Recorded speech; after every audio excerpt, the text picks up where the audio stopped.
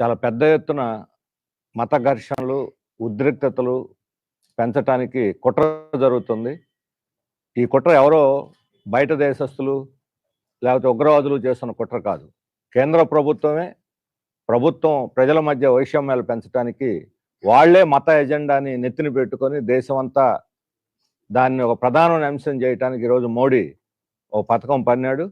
అంటే ఈరోజు దేశ ప్రజలు తమ సమస్యల గురించి, దేశం గురించి, దేశ ఐక్యత గురించి ఆలోచించకుండా మతం గురించి, మత ఆవేశాల గురించి, ఏ మతం గొప్పది, ఏ దేవుడు గొప్పవాడు అనే చర్చలో ఈరోజు మునిగిపోతున్నారు. దాని మీద ఒకరినొకరు నిందించుకోవటం, తిట్టుకోవటంతో ఘర్షణలు మొదలై ఈరోజు పరస్పర విద్వేషాలు పెంచేదానికి, తద్వారా దేశం బలహీన పడిపోయి పరదేశీయులకు మన దేశం దేనికి పనికి రాకుండా చేయటానికి, వాళ్ళ ముందు మనం తల వంచుకునే అవమానకరంగా చేసుకోవటానికి ఈరోజు దేశం యొక్క పరువు ప్రతిష్టలనే ప్రపంచం ముందు దెబ్బతీస్తున్నటువంటి మోడీ ఈ వైఖరిని ఖండిస్తున్నాము.